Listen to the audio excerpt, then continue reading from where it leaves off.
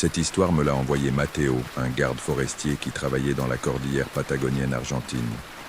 Il m'a contacté après avoir entendu plusieurs histoires sur la chaîne et m'a dit qu'il avait besoin de partager quelque chose qui lui était arrivé il y a 3 ans. Si vous avez aussi vécu des expériences étranges dans des endroits reculés, en forêt ou en montagne, où la nature semble avoir ses propres règles, laissez-le dans les commentaires. J'adore lire des rencontres dans des lieux isolés où l'inexplicable semble plus possible. Maintenant, laissez-moi vous emmener dans une forêt froide et silencieuse, dans le sud de l'Argentine, où Matteo a découvert que parfois le silence cache des choses qu'il vaut mieux ne pas réveiller. Je m'appelle Matteo et pendant 7 ans, j'ai été garde forestier dans le parc national Nahuel Huapi, en Patagonie argentine. C'est un travail solitaire, mais c'était précisément ce que j'aimais. Après des années à vivre à Cordoba, entouré de bruit et de gens, la solitude des montagnes me semblait un paradis. Le parc couvre plus de 700 000 hectares de forêts, de lacs et de montagnes. Mon secteur assigné était une zone particulièrement reculée à l'extrémité nord-ouest du parc, près de la frontière avec le Chili. Il y avait un poste de garde-parc là-haut, une cabane en bois de 2 pièces avec des panneaux solaires, un poêle à bois et une radio à ondes courtes pour les urgences. Le village le plus proche était à 4 heures, en camionnette, sur des routes de terre. Je passais 2 semaines consécutives dans la cabane, seul, à surveiller les sentiers, à prévenir les incendies, à enregistrer la faune. Ensuite, j'avais 1 semaine de repos à Bariloche avant de repartir. C'était une existence simple, cela me plaisait. Tout cela a changé en mai 2021. C'était mon 6e jour de service. C'était lundi et tout s'était déroulé normalement. Les températures étaient déjà basses, proches de 0 pendant la journée et en dessous de 0 la nuit. Les forêts de Quahu et de Lenga étaient nues, leurs branches squelettiques contre le ciel gris. La neige avait commencé à tomber par intermittence. Jeudi après-midi, j'ai décidé de faire une inspection d'un sentier que je n'avais pas vérifié depuis des mois. Il s'appelait Sentier du Cañadón Oscuro, un nom que les locaux lui avaient donné il y a des décennies.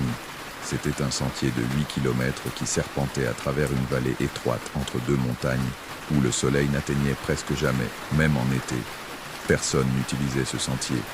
Il était trop éloigné des routes touristiques et ne menait à aucun point de vue spectaculaire ni à un lac pittoresque. C'était simplement une forêt dense, silencieuse et froide. Mais c'était ma responsabilité de le vérifier périodiquement. Je suis sorti de la cabane vers 2 heures de l'après-midi, avec suffisamment de lumière du jour pour y aller et revenir avant la tombée de la nuit. J'avais mon sac à dos avec l'essentiel. De l'eau, de la nourriture, une lampe de poche, un couteau, une radio, une trousse de premier secours. Et mon fusil, que je portais toujours au cas où je rencontrerais un puma ou un sanglier agressif. Le sentier commençait juste derrière la cabane et descendait progressivement vers le canyon. Les premiers kilomètres furent tranquilles. Seul le bruit de mes bottes sur les feuilles mortes et le cri occasionnel d'un oiseau se faisaient entendre. L'air était immobile, comme si la forêt retenait son souffle. Après 1 heure de marche, le sentier s'enfonçait dans la partie la plus profonde du canyon. Les montagnes de chaque côté s'élevaient abruptement, bloquant la lumière. Même en plein après-midi, là-bas en contrebas, il semblait faire nuit. Les ombres étaient longues et épaisses. C'est alors que je remarquai le silence. Pas le silence habituel de la forêt. Ce silence vivant, rempli de petits bruits, feuilles qui bougent, branches qui craquent, petits animaux qui se déplacent dans la végétation. C'était différent. C'était un silence absolu, total. Comme si tous les êtres vivants à des kilomètres à la ronde avaient disparu ou étaient cachés. Je m'arrêtais, je regardais autour de moi. Rien ne bougeait. Pas une feuille, pas un insecte, rien. Et alors je l'ai entendu, très doucement au début, presque imperceptible. Un murmure. Non, ce n'était pas un murmure. C'étaient des murmures, plusieurs voix très basses, parlant toutes en même temps. Je ne pouvais pas distinguer les mots, juste le murmure constant de voix superposées. Je regardais vers les arbres, essayant d'identifier la source. Des touristes perdus, des randonneurs sur un autre sentier proche, mais il n'y avait pas d'autres sentiers à proximité, et les voix ne venaient d'aucune direction spécifique. Elles semblaient me venir de partout et de nulle part en même temps. « Bonjour » appelai-je. « Y a-t-il quelqu'un » Les voix se sont arrêtées immédiatement. Le silence qui a suivi était encore plus oppressant. J'ai attendu. 30 secondes. 1 minute. Rien. C'était probablement le vent, pensai-je, bien qu'il n'y eût rien de vent. Les arbres étaient complètement immobiles. Je continuais à marcher, mais maintenant j'étais sur mes gardes. J'avais la main près de la radio, prête à demander du secours si nécessaire. 15 minutes plus tard, les voix sont revenues, plus fortes cette fois. Et maintenant, je pouvais distinguer quelque chose de plus. Elles ne murmuraient pas seulement. Certaines pleuraient, des sanglots doux, étouffés, mêlés au murmure. Les poils de ma nuque se sont hérissés. J'ai dégainé mon fusil, plus par instinct que par logique. Que pouvais-je leur tirer dessus? Des voix? Qui est là? Ai-je crié avec plus de fermeté. Identifiez-vous.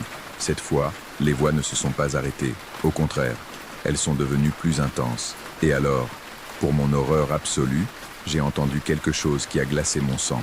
J'ai entendu mon nom. Matteo. Matteo. Ce n'était pas une voix, c'était plusieurs, toutes chuchotant mon nom à l'unisson, certaines sur un ton suppliant, d'autres sur un ton accusateur, d'autres simplement vide. Je suis reculé d'un pas. Le fusil tremblait dans mes mains. Qui diable est là?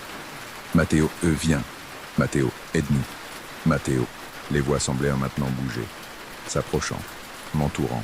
Je pouvais les entendre à ma droite, à ma gauche, derrière moi, partout. J'ai décidé de faire demi-tour. Ce n'était pas normal. Je devais sortir d'ici. Je pourrais revenir avec des renforts, avec des explications logiques. Mais maintenant, je voulais juste partir. Je me suis mis à marcher rapidement dans le sens inverse. Les voix me suivaient. Ne pars pas, Matteo, ne pars pas. Nous avons besoin de toi. S'il te plaît. J'ai accéléré le pas. Les voix sont devenues plus urgentes, plus désespérées. Non, Matteo, reste, écoute-nous, s'il te plaît. J'ai commencé à courir. Mes bottes frappèrent le sentier avec force. Ma respiration était lourde, formant des nuages dans l'air froid. Le fusil rebondissait contre mon dos. Et alors, quelque chose m'a fait trébucher. Ce n'était pas une racine, ce n'était pas une pierre. C'était comme si quelque chose, une main invisible, me saisissait la cheville et tirait. Je suis tombé violemment, frappant le sol avec force. Le fusil a glissé plusieurs mètres sur le sentier. Les voix ont éclaté en volume. Elles ne murmuraient plus. Elles criaient « Matteo! Matteo! Matteo !» Je me suis traîné vers mon fusil, désespéré. Mes doigts l'ont atteint juste au moment où j'ai ressenti quelque chose de plus, un froid intense dans ma jambe, là où quelque chose m'avait attrapé. Ce n'était pas le froid du climat, c'était un froid qui pénétrait jusqu'aux os, qui faisait mal d'une manière que le froid normal ne fait pas. J'ai saisi le fusil, je me suis retourné et j'ai pointé vers rien. Il n'y avait rien de visible là-bas, juste la forêt vide, juste les arbres immobiles, juste les ombres profondes. Mais les voix continuaient, et maintenant, je pouvais entendre les mots plus clairement. Ils nous ont laissés, ils nous ont oubliés. Aide-nous, trouve-nous, s'il te plaît. Ne nous laisse pas ici. Je me suis levé, ignorant la douleur dans ma jambe. J'ai commencé à courir à nouveau. Cette fois, je ne me suis pas arrêté. J'ai couru pendant ce qui a semblé une éternité, avec les voix me poursuivant, criant, suppliant, accusant. Seulement lorsque je suis enfin sorti du ravin, lorsque le sentier a commencé à monter et que la lumière du jour, le peu qui restait, est devenue plus présente, les voix ont commencé à s'estomper. Elles sont devenues plus faibles, plus lointaines, jusqu'à ce qu'enfin il ne reste plus que le silence normal de la forêt, le craquement des branches, le vent doux, le son de ma propre respiration haletante. Je suis arrivé à la cabane lorsque le soleil se couchait. Je suis entré, j'ai verrouillé la porte, ce que je ne faisais jamais, et je me suis effondré dans une chaise, tremblant. Qu'était-ce que cela? Une hallucination? Un manque d'oxygène dû à l'altitude? Un gaz naturel du sol provoquant des hallucinations auditives? J'ai essayé de trouver des explications rationnelles, mais aucune ne pouvait expliquer comment les voix connaissaient mon nom, comment elles m'avaient attrapé, comment le froid dans ma jambe persistait encore, des heures plus tard. Cette nuit-là, je n'ai pas dormi. Je suis resté assis près du poêle, avec le fusil sur mes genoux, écoutant les sons de la forêt nocturne. Chaque craquement me faisait sursauter. Chaque ombre que je voyais par la fenêtre me faisait sauter. Le lendemain matin, j'ai décidé d'enquêter. J'ai utilisé la radio pour contacter le bureau principal du parc à Bariloche. J'ai demandé des informations sur l'histoire du Cañadón Oscuro, s'il y avait une histoire associée à cet endroit. La réponse que j'ai reçue m'a glacé le sang. « Pourquoi poses-tu des questions sur le Cañadón ?» dit Ramiro, mon superviseur. « Juste par curiosité. Y a-t-il quelque chose que je devrais savoir? Il y eut une longue pause. Écoute, Matteo, officiellement, il n'y a rien. Mais officieusement, cet endroit a une histoire horrible. Il m'a raconté qu'au cours des années 1970, pendant la dernière dictature militaire en Argentine, le Cañadón Oscuro avait été utilisé comme lieu de disparition. C'était éloigné, inaccessible, parfait pour faire disparaître des personnes sans que personne ne le sache. Parce que ce ne sont que des histoires, Matteo. Nous ne pouvons pas prendre de décisions de personnel basées sur des superstitions. Et ce sentier doit être surveillé comme n'importe quel autre. Après avoir raccroché la radio, je suis resté assis, en train de traiter l'information. 20 personnes, 20 voix, toutes criant à l'aide, toutes oubliées, toutes voulant être retrouvées. Je savais ce que je devais faire. J'ai passé les jours suivants à me préparer. J'ai approfondi mes recherches. J'ai contacté des organisations de défense des droits de l'homme. J'ai parlé avec des historiens locaux. J'ai rassemblé toutes les informations possibles sur les disparitions dans cette région. Et puis, une semaine plus tard, je suis retourné au Cañadón Oscuro. Cette fois, je n'y suis pas allé seul. J'ai emmené avec moi une équipe d'anthropologues légistes de Buenos Aires, spécialistes dans la recherche des restes de disparus de la dictature. Je leur avais tout raconté. Mes expériences, les voix, l'histoire du lieu. Certains m'ont regardé avec scepticisme, d'autres avec compassion. Mais tous ont convenu que cela valait la peine d'enquêter. Nous sommes entrés dans le ravin tôt le matin. Cette fois, avec la lumière du jour complète et en groupe, l'endroit semblait moins menaçant. Mais le silence était toujours là, ce silence antinaturel. Nous utilisons des chiens entraînés pour détecter des restes humains et un géoradar portable pour scanner le sol. 3 heures après le début de la recherche, l'un des chiens a commencé à aboyer frénétiquement dans une zone dense de la forêt, à environ 50 mètres du sentier. L'équipe a commencé à creuser avec précaution. Ils ont trouvé des os, beaucoup d'os. Au cours des 2 semaines suivantes, l'équipe médico-légale a excavé méticuleusement la zone. Ils ont trouvé les restes de 18 personnes, hommes et femmes, certains très jeunes, enterrés dans des fosses peu profondes, exactement comme Ramiro l'avait dit. Chacun a été exhumé avec soin, documenté, préparé pour une identification par ADN. Après plus de 40 ans, certaines familles auraient enfin des réponses. Certains disparus seraient enfin identifiés et recevraient des funérailles dignes. Le lendemain matin, j'ai décidé d'enquêter. J'ai utilisé la radio pour contacter le bureau principal du parc à Bariloche. J'ai demandé des informations sur l'histoire du Cañadón Oscuro, s'il y avait une histoire associée à cet endroit. La réponse que j'ai reçue m'a glacé d'effroi. « Pourquoi tu demandes des infos sur le Cañadón ?» dit Ramiro, mon superviseur, juste par curiosité. « Y a-t-il quelque chose que je devrais savoir ?» Il y eut une longue pause. « Écoute, Matteo, officiellement il n'y a rien. Mais officieusement, cet endroit a une histoire sombre. Il m'a raconté qu'au cours des années 1970, pendant la dernière dictature militaire en Argentine, le Cañadón Oscuro avait été utilisé comme lieu de disparition. C'était isolé, inaccessible, parfait pour faire disparaître des personnes sans que personne ne le sache. On estimait qu'au moins 20 personnes, activistes politiques, étudiants, enseignants, avaient été emmenés dans cette gorge et exécutés sur place. Leurs corps n'ont jamais été retrouvés, probablement enterrés dans des fosses peu profondes quelque part dans la forêt, cachés sous des décennies de feuilles mortes et de végétation. Les gardes forestiers les plus âgés disent que ce sentier est maudit, poursuivit Ramiro, que les esprits des disparus y sont encore, cherchant à être trouvés. Mais ce ne sont que des superstitions, tu comprends? Rien d'officiel. Est-ce que quelqu'un m'a déjà signalé des choses étranges là-bas? Une autre pause. Certains ont rapporté entendre des voix, ressentir des présences. Un garde forestier dans les années 90 a dit que quelque chose l'avait attaqué sur ce sentier. Il a été retrouvé inconscient avec des marques sur les bras, comme si quelqu'un l'avait saisi fermement. Mais il était seul. Il n'y avait personne d'autre à des kilomètres. J'ai regardé ma propre jambe. J'avais encore des ecchymoses là où quelque chose m'avait attrapé la veille. Des ecchymoses en forme de doigt. Pourquoi personne ne m'a averti de cela avant de m'assigner ce secteur? Ai-je demandé en essayant de contrôler ma voix. La nuit après avoir terminé l'exhumation, je suis resté dans la cabane. J'étais épuisé physiquement et émotionnellement. Mais je sentais que je devais faire quelque chose de plus. Je suis retourné au Cañadón Oscuro, seul, au coucher du soleil. C'était probablement imprudent, mais je sentais que je devais le faire. Je suis arrivé à l'endroit où ils avaient creusé. Maintenant, il y avait des marqueurs, du ruban de police jaune, des signaux d'activité récente. Je me suis arrêté là, dans le silence de la forêt. Nous les avons trouvés, ai-je dit à voix haute. Ils ne sont plus seuls, ils ne sont plus oubliés. Maintenant, leurs familles sauront ce qui leur est arrivé. Maintenant, ils peuvent reposer en paix. J'ai attendu. La forêt était complètement silencieuse, mais c'était un silence différent, pas le silence oppressant d'avant. C'était paisible, comme si la forêt pouvait enfin respirer. Je n'ai pas entendu de voix, je n'ai pas ressenti de froid anormal. Juste le vent doux faisant bouger les branches, le chant lointain d'un oiseau, le craquement normal de la vie dans la forêt. Je suis resté là pendant 1 heure, simplement assis par terre, laissant la paix du moment m'envahir.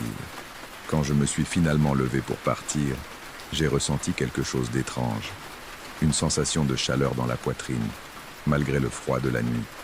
Et je pourrais jurer avoir entendu un murmure, si doux qu'il aurait pu être le vent. Merci.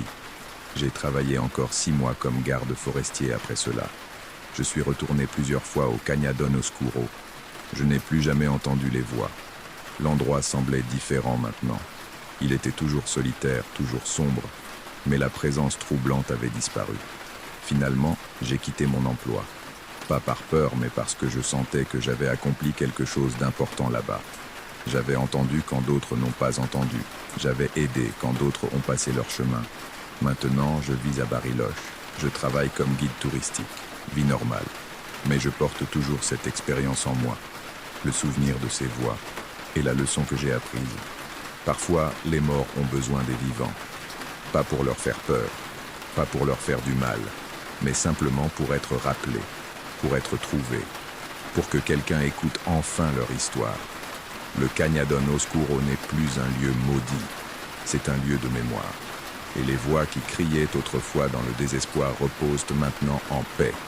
Du moins, c'est ce que je veux croire. Et avec cela se termine l'histoire que Matteo a partagée avec moi. Il m'a dit que c'était l'une des expériences les plus terrifiantes de sa vie, mais aussi la plus significative. 18 familles ont finalement obtenu des réponses grâce à ce qu'il a vécu. Si tu as déjà vécu quelque chose d'inexplicable qui a fini par avoir un but plus grand, ou si tu as ta propre histoire sur des lieux de mémoire, j'aimerais beaucoup la lire dans les commentaires. Parfois, le paranormal et le réel s'entrelacent de manière que nous n'attendons pas. Merci d'avoir écouté jusqu'à la fin. Prends soin de toi et repose-toi bien. On se voit dans la prochaine histoire.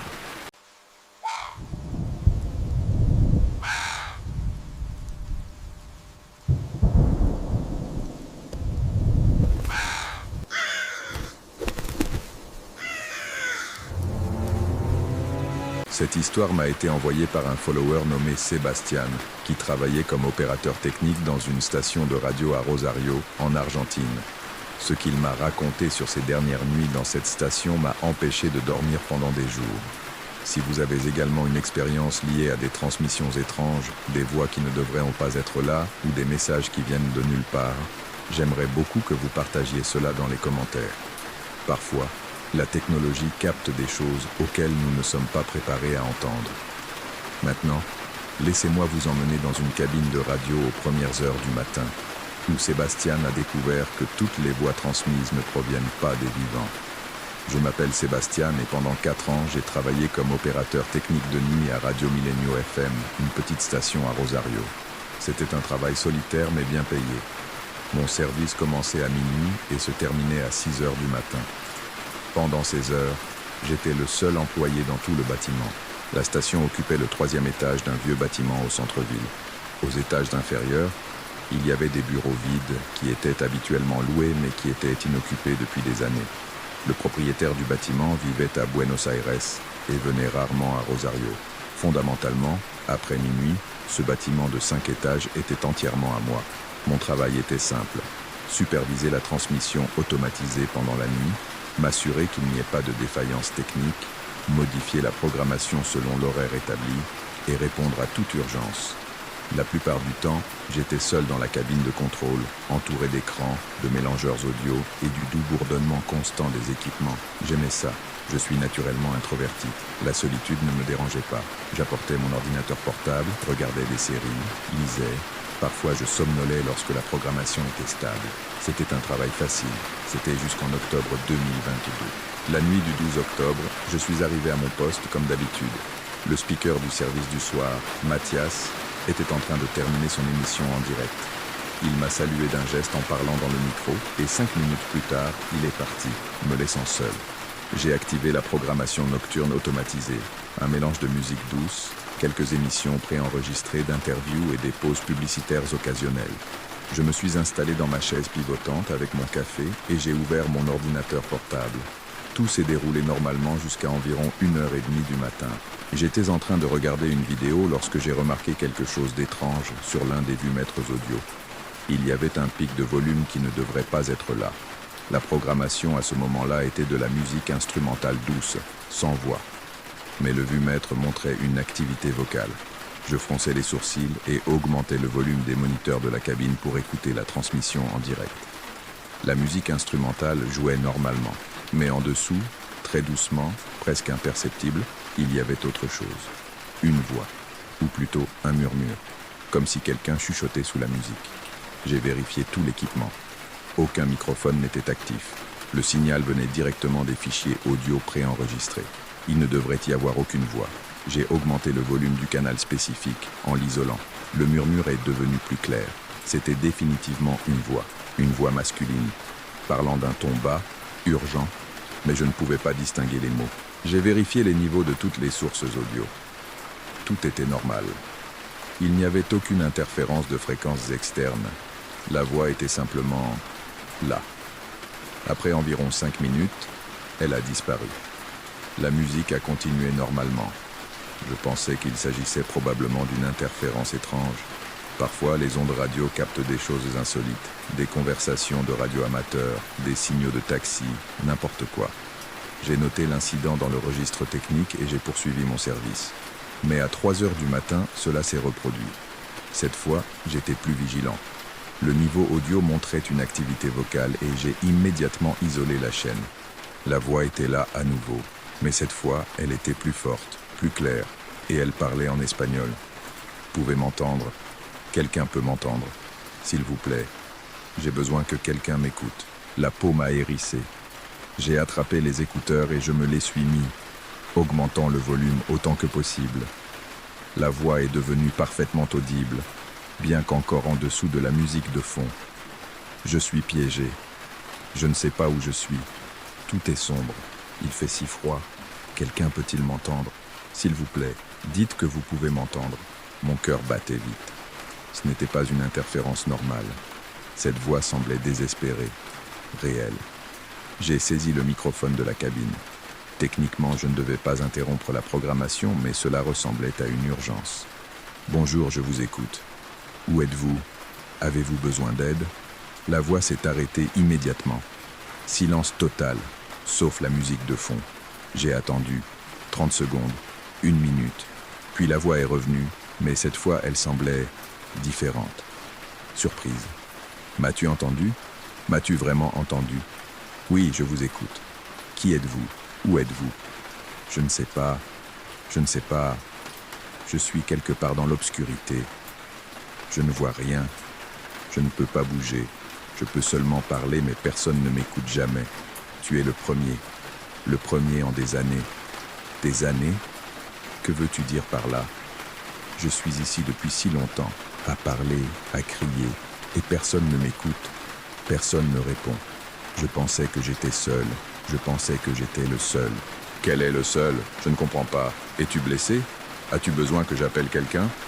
La voix laissa échapper quelque chose entre un rire et un sanglot. Il est déjà trop tard pour appeler quelqu'un. Pour moi, il est déjà trop tard.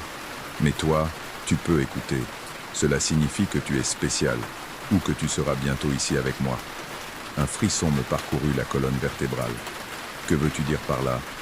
Cet endroit, ce bâtiment, est plein de voix, tous piégés, tous parlant. Mais personne n'écoute, seulement la radio.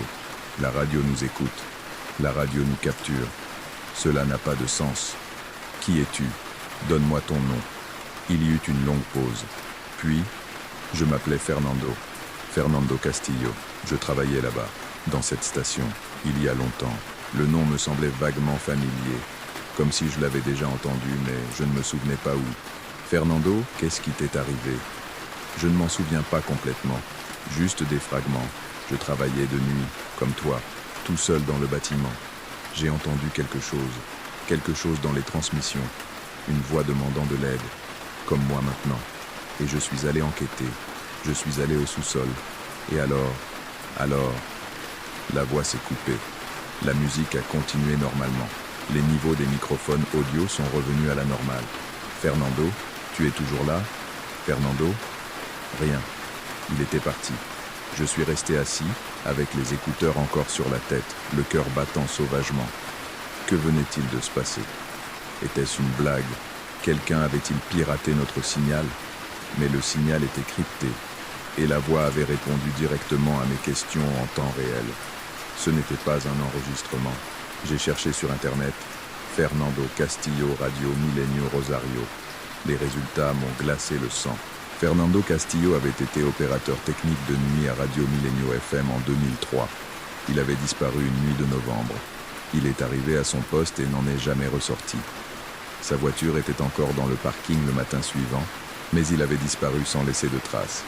La police a enquêté. Ils ont inspecté tout le bâtiment. Rien. Aucun signe de lutte, pas de sang, aucune piste. Fernando s'était simplement évaporé. L'affaire s'est refroidie. Elle n'a jamais été résolue. Fernando Castillo était toujours officiellement porté disparu, et je venais de parler avec lui, ou avec quelque chose qui prétendait être lui. J'ai regardé l'horloge. Il était 3h20 du matin. Il restait encore presque 3 heures avant la fin de mon service. 3 heures seul dans ce bâtiment. Non, pensez. Je ne vais pas rester ici. Je vais appeler le directeur, signaler une urgence technique et partir. Mais avant que je puisse prendre mon téléphone, toutes les lumières du studio se sont éteintes. L'obscurité était totale, absolue. Les seules sources de lumière étaient les petites LED des équipements, créant une lueur fantomatique verte et rouge dans l'obscurité. Merde, ai-je murmuré. J'ai tâtonné pour trouver mon téléphone et ai activé la lampe de poche. Le faisceau a coupé l'obscurité, révélant la cabine exactement comme elle était. Rien n'avait changé, mais le silence était oppressant. Et puis j'ai entendu quelque chose qui a glacé mon sang. Des pas, venant du couloir extérieur. Quelqu'un marchait dehors, devant la cabine. Tape, tape, tape, tape.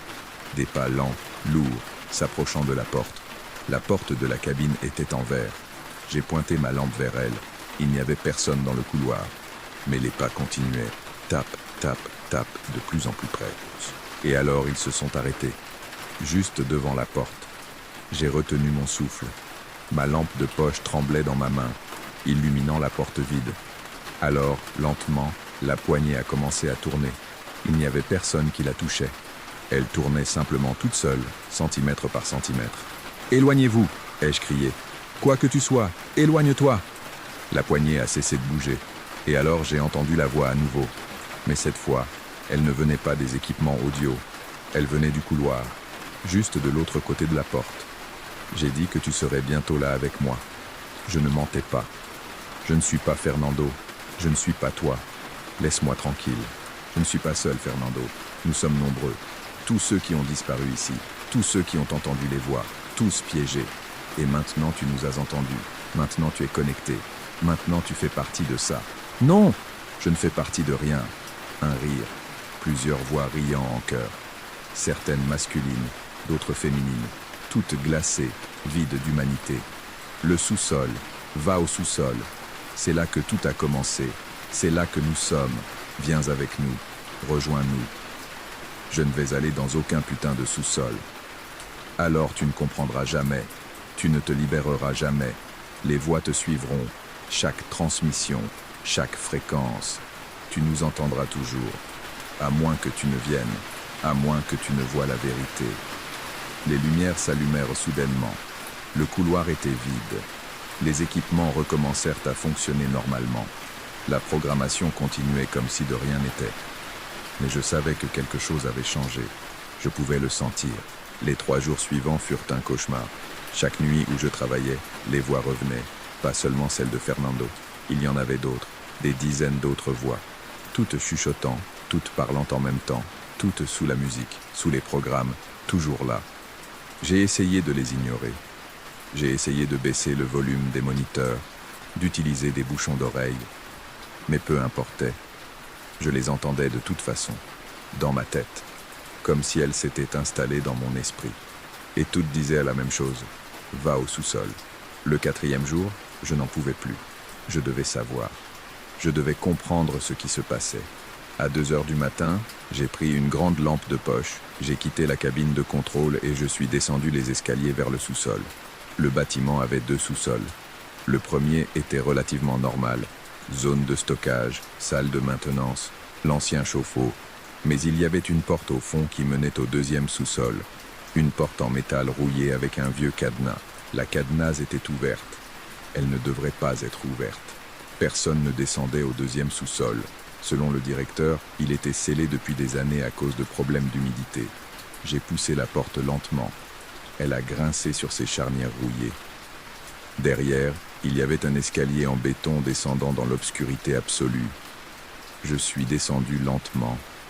L'air devenait plus froid à chaque marche. Plus dense, plus difficile à respirer. Le 2e sous-sol était un espace vaste avec un plafond bas, des colonnes de soutien et des murs en briques nues. Ma lampe de poche révélait de vieilles boîtes, des meubles abandonnés, des câbles électriques suspendus au plafond. Et alors, j'ai vu quelque chose qui a fait que mon cœur s'est arrêté.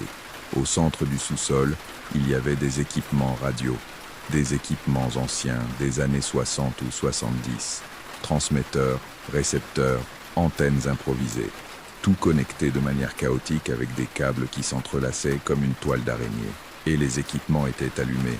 Les voyants clignotaient, les jauges de signal bougeaient. Quelque chose diffusait. Je m'approchais lentement. Il y avait un vieux microphone au centre de l'installation. Et il était actif. La lumière rouge, en direct, brillait faiblement. Alors j'entendis des voix, toutes les voix, provenant des équipements. Des dizaines, peut-être des centaines de voix, toutes parlant en même temps, toutes piégées dans cette transmission perpétuelle, toutes répétant des fragments de conversation, des cris, des supplications, des rires, un chaos absolu de sons humains distillés dans leur forme la plus pure et la plus effrayante. Et j'ai compris, quelqu'un avait construit cela, il y a des décennies, une expérience, une tentative de capturer quelque chose, des voix, des âmes, des consciences, je ne sais pas. Mais ça fonctionnait. D'une manière horrible, ça fonctionnait. Et chaque personne qui disparaissait dans ce bâtiment restait piégée là, dans cette transmission sans fin. Leurs voix capturées, reproduites éternellement, filtrant à travers les fréquences radio, cherchant désespérément à être entendues. Fernando. Et bien d'autres avant lui. Une voix se démarqua parmi le chaos, celle de Fernando. Maintenant tu comprends. Maintenant tu vois. La seule façon de nous libérer est de le détruire. Détruis les équipements. Coupez la transmission.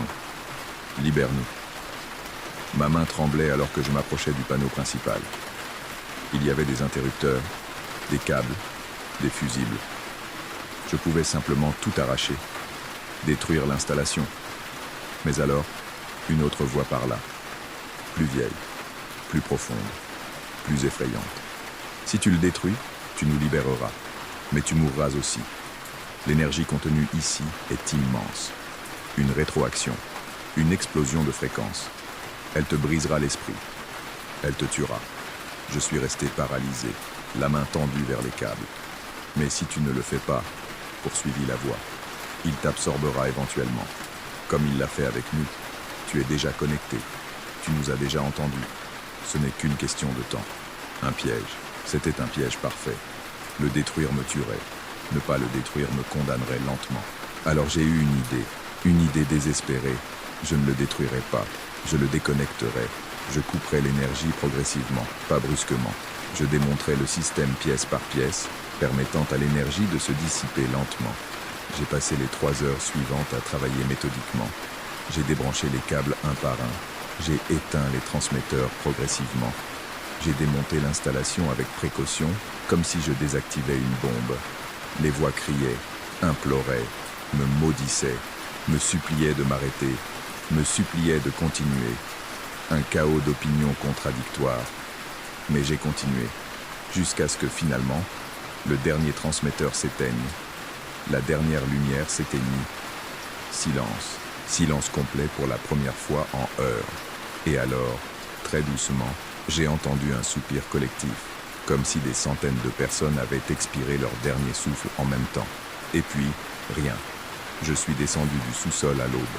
Le bâtiment semblait différent, plus léger, comme si un poids invisible avait été levé. Je n'ai jamais dit à personne ce que j'ai trouvé. Qui me croirait? J'ai simplement démissionné le lendemain, en invoquant des raisons personnelles.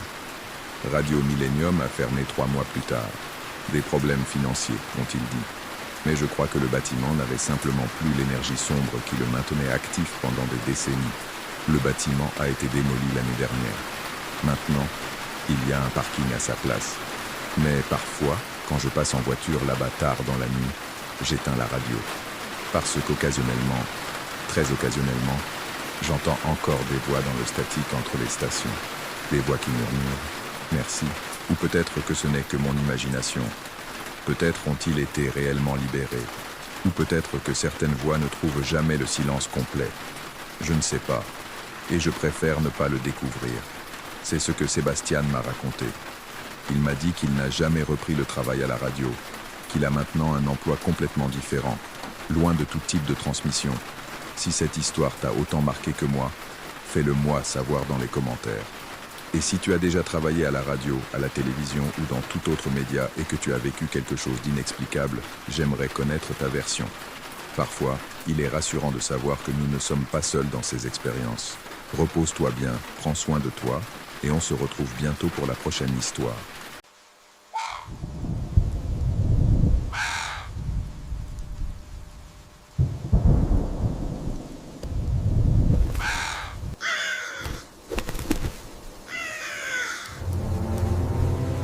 Cette expérience m'a été racontée par Laura, une architecte qui vit à Montevideo, en Uruguay. Elle m'a écrit après avoir regardé plusieurs vidéos de la chaîne et m'a dit qu'elle était enfin prête à raconter ce qui lui était arrivé lorsqu'elle travaillait à la restauration d'un bâtiment abandonné. Si tu as déjà pénétré dans des lieux oubliés, des bâtiments vides où le temps semble s'être arrêté et que tu as eu le sentiment de ne pas être seul, partage ton histoire dans les commentaires. Je suis fasciné par la façon dont certains espaces semblent retenir l'énergie, les souvenirs, les présences. Avant de commencer, si tu apprécies ce contenu et que tu ne t'es pas encore abonné, je t'invite à le faire. Nous publions de nouvelles histoires chaque semaine. Maintenant, voici l'histoire de Laura et du bâtiment qui n'aurait jamais dû être restauré. Je m'appelle Laura et je suis architecte spécialisé dans la restauration de bâtiments historiques. J'ai 39 ans et je travaille dans cette profession depuis 15 ans. J'ai travaillé sur des dizaines de projets, anciennes demeures, théâtres abandonnés, hôtels désaffectés. Je suis habitué aux lieux anciens, poussiéreux, pleins d'histoires. J'adore mon travail précisément pour cela. Chaque bâtiment a une histoire à raconter. Mais il y a un bâtiment qui m'a fait remettre en question si certaines histoires devraient me rester enterrées. Tout a commencé en mars 2023. Un promoteur immobilier m'a contacté pour évaluer un bâtiment dans le quartier de Cordone, en plein centre de Montevideo. C'était un bâtiment art déco de 7 étages, construit en 1936, qui était abandonné depuis le début des années 90. 30 ans sans aucun entretien. Le développeur voulait en faire des appartements de luxe. Mon travail consistait à évaluer la structure, déterminer ce qui pouvait être sauvé, ce qui devait être démoli, et concevoir le plan de restauration. Le bâtiment était à l'angle d'une rue passante, mais curieusement, les gens semblaient l'éviter. Ils marchaient sur le trottoir opposé. Les commerces voisins n'occupaient pas les murs mitoyens. C'était comme s'il y avait un espace invisible autour du bâtiment que personne ne voulait traverser. La première fois que je l'ai vu, j'ai compris pourquoi il provoquait cette réaction. Il était magnifique, mais profondément troublant. La façade art déco montrait encore son élégance d'origine. Lignes géométriques, fenêtres arquées, balcons ornés de balustrades en fer forgé. Mais tout était couvert de saleté, de graffitis et de délabrement. Les fenêtres étaient barricadées avec des planches de bois pourri. La porte principale avait été scellée avec des briques. Il y avait autre chose. quelque chose que je ne peux pas expliquer rationnellement. Le bâtiment dégageait une sensation de rejet, comme s'il ne voulait que personne n'entre, comme s'il gardait des secrets qu'il ne voulait pas révéler. Impressionnant, n'est-ce pas? Dit le développeur, un homme d'une cinquantaine d'années nommé Roberto. Un joyau architectural gaspillé. Pourquoi est-il resté abandonné si longtemps? Ai-je demandé. Problème juridique. Des disputes successorales qui ont duré des décennies. Finalement, elles ont été résolues, et nous voilà. Quelqu'un d'autre a-t-il essayé de l'acheter avant? Roberto hésita. Il y a eu des offres précédentes. Aucune n'a abouti. Mais c'est du passé. Maintenant, c'est à nous et nous avons le feu vert pour le restaurer. Il ne m'a pas dit toute la vérité, je l'ai su plus tard. Mais à ce moment-là, je ne voyais qu'un projet fascinant. Nous avons obtenu les permis nécessaires et commencé l'évaluation. J'ai engagé une petite équipe, 2 ingénieurs structure, un électricien et un plombier. Nous entrerions pendant la journée, ferions nos mesures et évaluations, et sortirions avant la tombée de la nuit. Le premier jour a été relativement normal. Nous avons cassé le seau de briques à l'entrée principale avec un marteau pneumatique. La porte derrière était rouillée mais intacte. Lorsqu'on l'a finalement ouverte, une odeur d'humidité, de moisi et quelque chose de plus nous a accueillis.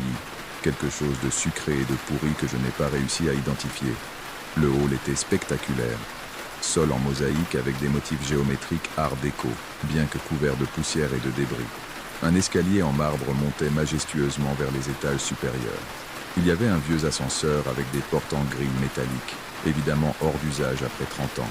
Les murs avaient du papier peint décollé, suspendu en longues bandes.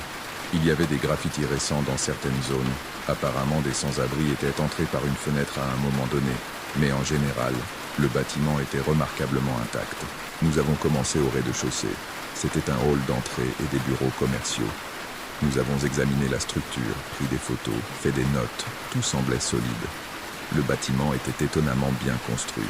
Alors nous avons entendu quelque chose qui nous a fait arrêter.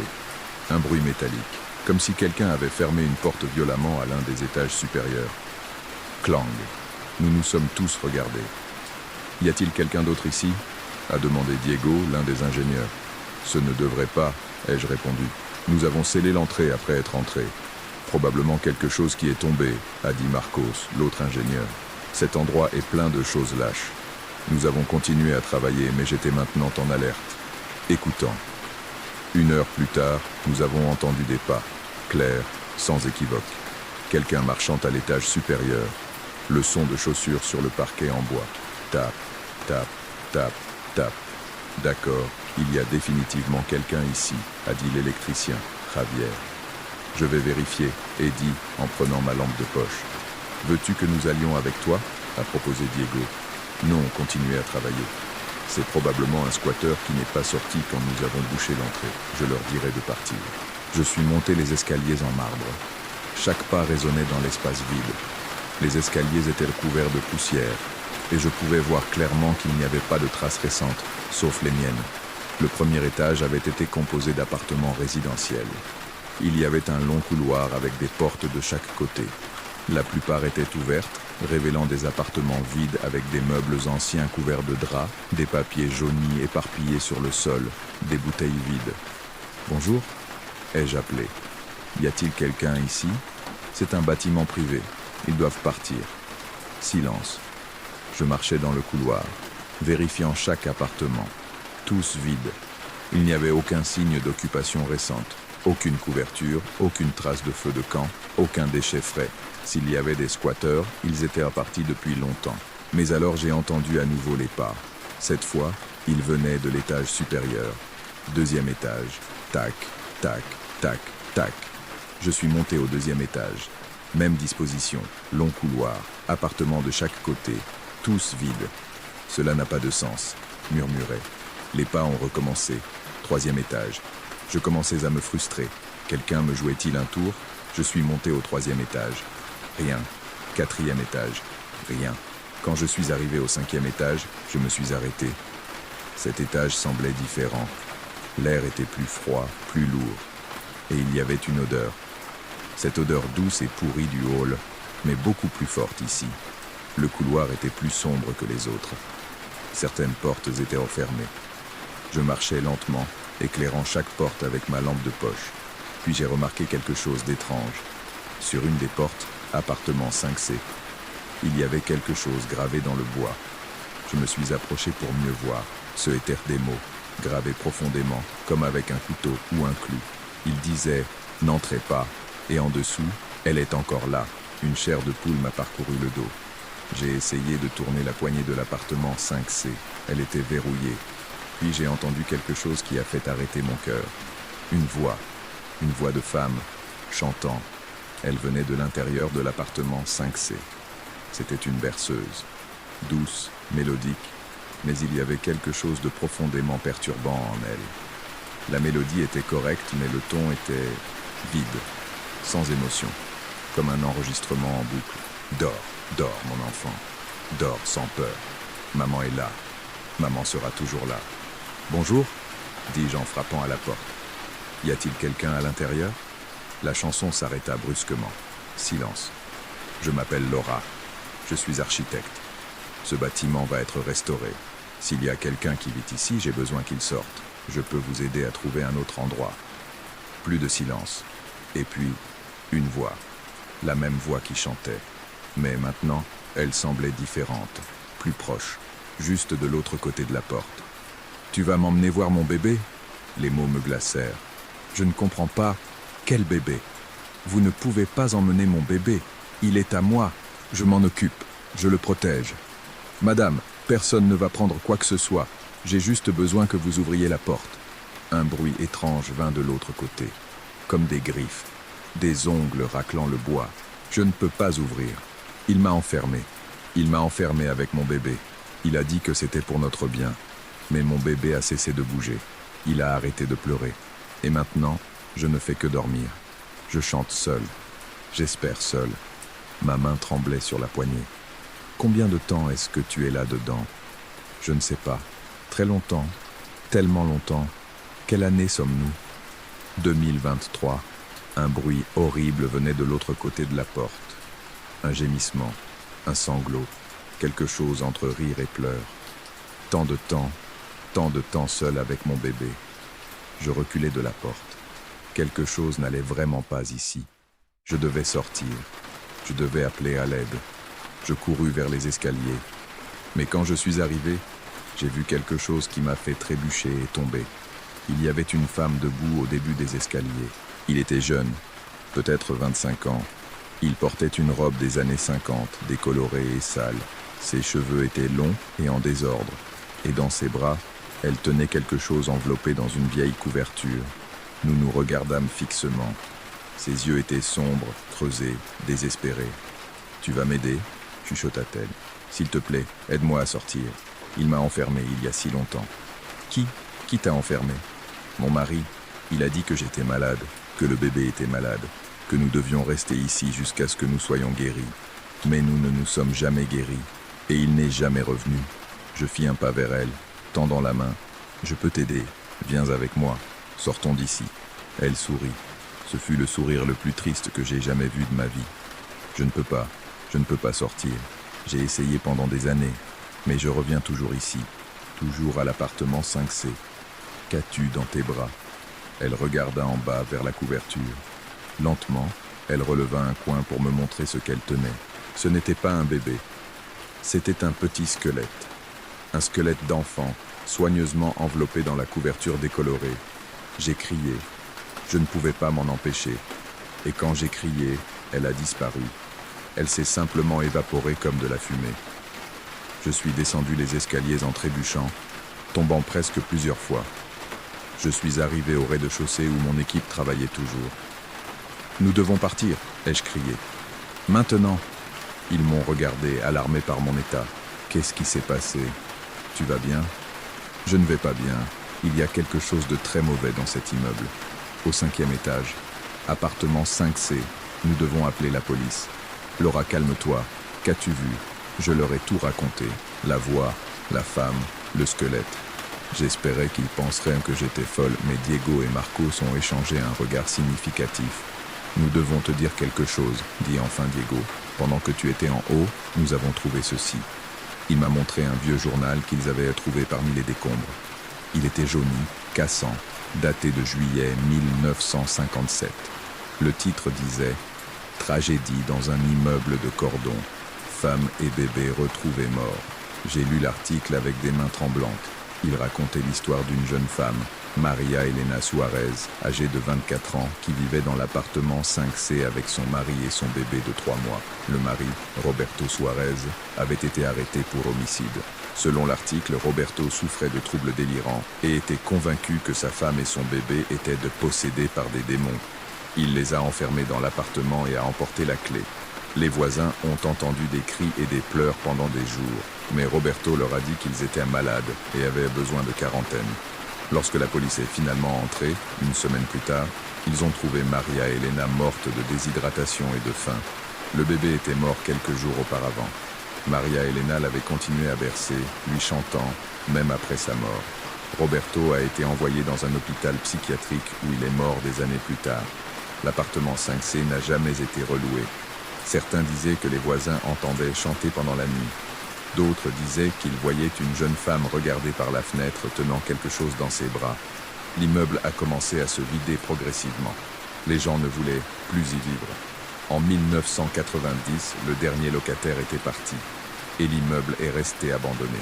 Nous devons ouvrir cet appartement, ai-je dit.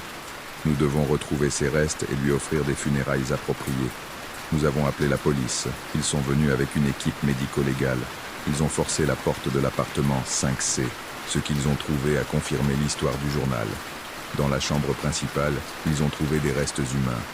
Un squelette adulte sur le lit, blotti en position fétale. Et dans ses bras, les petits restes d'un bébé. Ils étaient là depuis 66 ans, oubliés, piégés. L'affaire a été rouverte en tant qu'enquête historique. Les restes ont été identifiés grâce à des dossiers dentaires et d'autres documents trouvés dans l'appartement. Il s'agissait effectivement de Maria Elena Suarez et de son fils, Martin Suarez. Un enterrement approprié a été organisé. Une tombe commune au cimetière central de Montevideo. Quelques membres de la famille éloignés ont assisté. Des petits-neveux qui connaissaient à peine l'histoire. Moi aussi j'y suis allé. Je sentais que je devais le faire, que je lui devais cela après notre rencontre. Pendant que les cercueils descendaient, j'ai ressenti quelque chose. Une brise chaude sur ma joue, malgré que ce fût une journée sans vent. Et j'ai pu jurer que j'ai entendu un murmure. Merci. Après l'enterrement, le développeur a décidé d'annuler le projet. Il a dit que c'était pour des raisons financières, mais je connaissais la vérité. Le bâtiment avait une histoire sombre trop lourde. Trop de douleurs imprégnées dans ses murs. Le bâtiment est toujours là, toujours abandonné, toujours évité par les passants. Mais maintenant, il y a une plaque à l'entrée. Une plaque que j'ai moi-même placée, avec l'autorisation des autorités. Elle dit « En mémoire de Maria Elena Suarez, 1933-1957 » et de son fils Martin, 1957, que leur âme repose en paix. Parfois, je passe par là, et le bâtiment semble différent maintenant, toujours abandonné, toujours délabré. Mais il ne dégage plus ce rejet, il ne semble plus hanté, il semble en paix, ou du moins, c'est ce que j'aime penser. Parce que l'autre option, que Maria Elena soit encore là, toujours à attendre, toujours à chanter pour son bébé, est trop triste à envisager. Depuis lors, j'ai travaillé sur de nombreux autres projets de restauration, mais je recherche toujours l'histoire complète avant de commencer, parce que j'ai appris que les bâtiments ne sont pas seulement des structures de briques et de béton, ce sont des conteneurs de mémoire, de vie, de mort, d'histoires qui doivent parfois être racontées pour que les âmes puissent enfin reposer en paix. Et certaines histoires nécessitent plus que d'être racontées, elles doivent être honorées, rappelées, respectées. C'est la véritable restauration, pas seulement des bâtiments, mais de la dignité humaine. Voici tout ce que Laura a partagé avec moi. Elle m'a dit que cette expérience a complètement changé sa façon d'aborder son travail maintenant. Si vous avez déjà travaillé dans des endroits avec une histoire sombre, ou si vous avez vécu quelque chose qui vous a fait croire que certaines présences cherchent simplement la paix, laissez-le dans les commentaires. J'adore lire vos expériences et perspectives. Je remercie tous ceux qui ont envoyé leurs histoires. Elles rendent cette chaîne possible. Si vous avez quelque chose à partager, n'hésitez pas à m'écrire. Chaque histoire mérite d'être entendue. Passez une bonne nuit et à la prochaine histoire.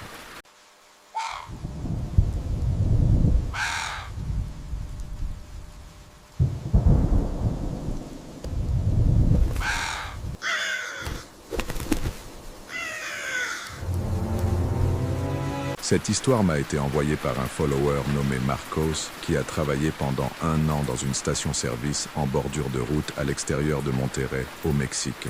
Ce qu'il m'a raconté sur ces quarts de nuit est quelque chose que quiconque ayant travaillé seul la nuit peut parfaitement imaginer, et c'est précisément ce qui le rend si effrayant. Si vous avez déjà travaillé seul lors d'un quart de nuit et ressenti que quelque chose n'allait pas, que quelque chose vous observait depuis l'obscurité, partagez-le dans les commentaires.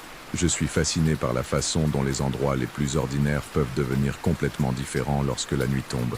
Maintenant, voici l'histoire de Marcos et ce qu'il a découvert. Il visitait la station-service chaque matin, à l'aube, toujours à la même heure, demandant toujours la même chose. Je m'appelle Marcos et j'ai travaillé dans une station-service sur la route pendant 11 mois. C'était un travail horrible, mais j'avais besoin d'argent. Je venais de sortir de l'université, j'avais des prêts étudiants à rembourser et trouver un emploi dans mon domaine était presque impossible. Alors, quand j'ai vu l'annonce de caissier de nuit avec un bon salaire, j'ai postulé immédiatement. La station-service était sur la route de Saltillo, à environ 30 km de Monterrey. C'était l'une de ces petites stations monomarques, avec 4 pompes, une petite boutique et des toilettes. Pendant la journée, il y avait 2 employés. La nuit, de 11h du soir à 7h du matin, vous étiez complètement seul. Le propriétaire, Don Raoul, était un homme d'une 50aine d'années, sérieux mais correct. Lorsqu'il m'a embauché, il m'a donné les instructions de base. Comment faire fonctionner les pompes, comment gérer l'argent liquide, que faire en cas d'urgence. Il m'a donné une radio pour communiquer avec lui si quelque chose se produisait, bien qu'il ait admis que la réception était irrégulière dans cette zone. « As-tu déjà travaillé seul de nuit auparavant ?» me demanda-t-il. « Non, mais ça ne me pose pas de problème. » Il acquiesça, mais il y avait quelque chose dans son expression. Un doute, une inquiétude. « Écoute Marcos, je vais être honnête avec toi. C'est un travail solitaire. Certaines nuits, personne ne passe pendant des heures. Et ce tronçon de route, il arrive parfois des choses étranges. » Quel genre de choses étranges? Rien de nécessairement dangereux, juste étrange. Des clients rares à des heures rares. Si quelque chose te met mal à l'aise, fais confiance à ton instinct. Ferme la boutique, reste dans la cabine de paiement et appelle la police si nécessaire. Je pensais qu'il exagérait, qu'il parlait probablement de ivrogne ou de personnes suspectes. Je n'y ai pas prêté beaucoup d'attention. Mon premier tour a été un mardi. Je suis arrivé à 11h précises. Le garçon de l'équipe du soir, Luis, m'a rapidement montré où tout était et est parti en courant. Il semblait pressé de partir. « Bonne chance, mon frère !» C'était tout ce qu'il a dit avant de monter sur sa moto et de disparaître sur la route. Et là, je suis resté seul. La station-service était éclairée par des néons puissants qui créaient un cercle de lumière brillante au milieu de l'obscurité totale de la route. Au-delà de ce cercle lumineux, il n'y avait que du noir. Le terrain autour était désert. Sans maison, sans arbres, juste une terre stérile qui disparaissait dans l'obscurité. Les premières heures ont été occupées. Des camionneurs faisant des pauses nocturnes, quelques automobilistes, des gens rentrant tard chez eux. Mais après 1h du matin, le trafic est devenu sporadique. Une voiture toutes les 20 ou 30 minutes. Et après 3 heures, presque rien. Le silence était oppressant. Seul le bourdonnement des néons et le passage occasionnel d'un camion sur la route sans s'arrêter. Je restais à la caisse, regardant des vidéos sur mon téléphone, essayant de ne pas penser à combien je me sentais seul. Ma première semaine s'est déroulée sans incident. Je commençais à m'habituer au rythme. C'était ennuyeux mais supportable. Le salaire était bon, je pouvais le supporter. Mais la 2e semaine, c'est là que j'ai rencontré la femme en robe blanche. C'était un jeudi, vers 3h30 du matin. J'étais à moitié endormi dans la cabine quand j'ai entendu la cloche qui sonnait chaque fois qu'une voiture passait sur le tuyau d'air à l'entrée. Ding, ding. Je me suis redressé, espérant voir une voiture s'approcher des pompes. Mais il n'y avait aucune voiture. La station-service était vide. Je fronce les sourcils. Parfois, la cloche sonnait par erreur, activée par le vent ou un animal. J'étais sur le point de l'ignorer quand je l'ai vue. Une femme se tenait juste au bord du cercle de lumière, là où l'éclairage de la station-service rencontrait l'obscurité de la route. Elle portait une longue robe blanche, comme d'une époque ancienne. Ses cheveux étaient foncés et longs, tombant sur ses épaules. Et elle était simplement là, immobile, regardant vers la station-service. Ma première pensée a été que j'avais eu un accident. Peut-être que sa voiture était tombée en panne dans l'obscurité et qu'elle avait marché jusqu'ici pour chercher de l'aide. Je suis sorti de la cabane. « Madame, avez-vous besoin d'aide ?» Elle ne répondit pas. Elle ne bougea pas. Elle continua simplement à regarder. Je m'approchai de quelques pas. Maintenant, je pouvais mieux la voir. Elle était jeune, peut-être 25 ans. Son visage était pâle, trop pâle, et ses yeux. Il y avait quelque chose d'étrange dans ses yeux. Ils étaient fixes, sans cligner, comme ceux d'une poupée. « Ça va? Avez-vous eu un accident ?» Elle parla enfin. Sa voix était douce, presque un murmure, mais clair dans le silence de la nuit. « Avez-vous de l'eau ?»« De l'eau. Oui, bien sûr. Il y a des bouteilles au magasin. Entrez. » Elle ne bougea pas. « Avez-vous de l'eau ?» répéta-t-elle, avec exactement le même ton, comme si c'était un enregistrement. « Oui, madame. Il y a de l'eau à l'intérieur. Entrez, je vous la donnerai. » Elle se retourna lentement et commença à marcher vers l'obscurité, s'éloignant de la station-service. « Attendez, où allez-vous ?» Mais elle continua à marcher. En quelques secondes, l'obscurité l'a complètement engloutie. Elle a disparu comme si elle n'avait jamais été là. Je suis resté là, confus. Qu'est-ce que c'était que ça? Pourquoi a-t-elle demandé de l'eau puis s'est-elle simplement enfuie? J'ai cherché dans l'obscurité avec ma lampe de poche, mais je n'ai rien vu. Aucun véhicule en panne, aucun signe que quelqu'un ait été là. Je suis retourné à la cabane, inquiet. Peut-être était-ce une femme avec des problèmes mentaux. Peut-être était-elle désorientée. J'aurais dû insister davantage pour l'aider. Mais quelque chose en moi me disait que j'avais bien fait de ne pas la suivre dans l'obscurité. La nuit suivante, vendredi, elle est revenue. Même heure. 3h30 du matin. La sonnette a retenti. Ding ding. Et là, elle était là, debout exactement au même endroit, au bord de la lumière. Même robe blanche, même longue chevelure, même posture immobile. Ma peau s'est hérissée. Je suis sorti de la cabane, mais cette fois je ne me suis pas approché autant. « Madame, êtes-vous celle d'hier soir ?» Elle m'a regardé avec ses yeux fixés, sans cligner des yeux. « Avez-vous de l'eau ?» Les mêmes mots, le même ton exact. « Oui, nous avons de l'eau. Voulez-vous que je vous l'apporte ?»« Avez-vous de l'eau ?» Ce n'était pas une conversation. C'était comme si je ne pouvais dire que cette phrase, comme un disque rayé. « Écoutez, je ne sais pas ce qui se passe, mais si vous avez besoin d'aide, je peux appeler quelqu'un. » Elle a fait demi-tour et a marché vers l'obscurité, exactement comme la nuit précédente. Même pas, même rythme, et elle a disparu. Cette fois, j'ai vérifié les caméras de sécurité. La station-service avait 4 caméras, une pointant de chaque côté. J'ai rembobiné jusqu'au moment précis. Les caméras montraient la station-service vide. Il n'y avait personne au bord de la lumière. Il n'y avait aucune femme en robe blanche. Juste moi sortant de la cabane, parlant apparemment dans le vide, puis retournant à l'intérieur. Mais je l'avais vu, aussi clairement que je me vois moi-même. J'avais été là, je lui avais parlé. Pourquoi les caméras ne l'ont-elles pas capturé? La 3e nuit, samedi, j'ai décidé d'être prêt. Je suis resté dans la cabane avec les portes fermées. J'avais mon téléphone en train d'enregistrer, pointé vers l'extérieur. Quand elle apparaîtrait, je l'enregistrerai. J'aurais une preuve. 3h30 du matin. Ding ding. Elle était là. Même position. Même robe. Cette fois, je ne suis pas sorti. Je l'ai simplement observée de l'intérieur de la cabane, avec mon téléphone en train d'enregistrer. Elle est restée là pendant une 30aine de secondes. Puis, sans que personne ne sorte pour la voir, elle a dit à voix haute « Avez-vous de l'eau ?» Sa voix a traversé clairement les murs de la cabane, même si elle ne devrait pas pouvoir l'entendre si bien de l'intérieur. J'ai attendu. Je n'ai pas répondu. Elle a répété « Avez-vous de l'eau ?» Et alors, elle a fait quelque chose qu'elle n'avait jamais fait auparavant. Elle a commencé à marcher, pas vers l'obscurité comme les nuits précédentes, vers la station-service, vers moi. Mon cœur battait sauvagement. J'ai vérifié que la porte de la cabane était bien verrouillée. C'était le cas. Elle marchait lentement, ses pieds touchant à peine le sol. Et tandis qu'elle s'approchait, je pouvais voir plus de détails sous la lumière brillante. Sa robe n'était pas seulement blanche. Elle était mouillée, coulée. Elle laissait une traînée d'eau derrière elle en marchant. Et sa peau n'était pas seulement pâle, elle avait une teinte bleutée, comme un cadavre. Elle s'est arrêtée juste devant la porte de la cabane. Nous n'étions séparés que par le verre. Je pouvais voir son visage clairement maintenant. Ses yeux n'étaient pas seulement fixés, ils étaient morts, sans vie, sans âme, juste des orbites vides, regardant sans voir. Et sa bouche, quand elle a parlé cette fois, sa bouche ne bougeait pas de façon naturelle. Elle s'ouvrait trop, comme une charnière cassée.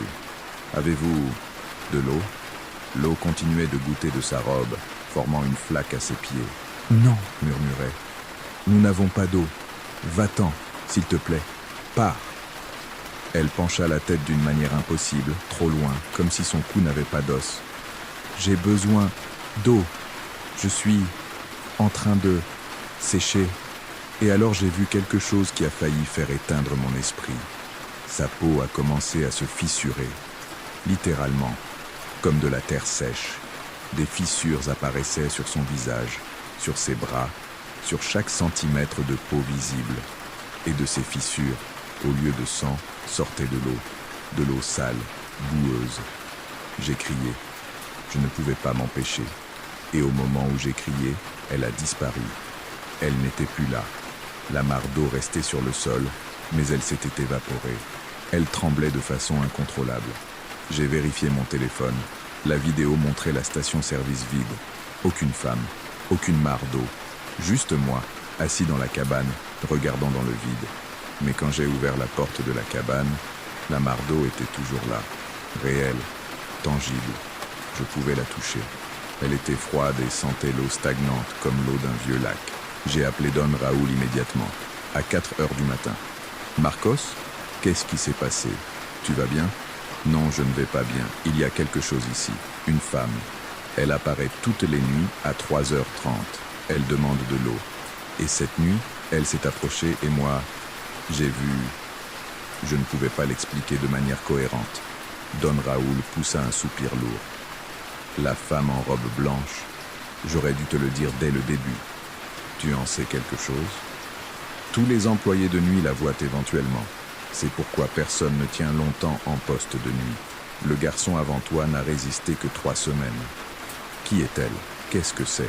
Il y a environ 15 ans, une femme s'est noyée dans un canal d'irrigation près d'ici.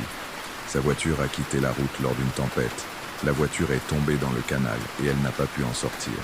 Elle a été retrouvée quelques jours plus tard. Elle portait une robe blanche.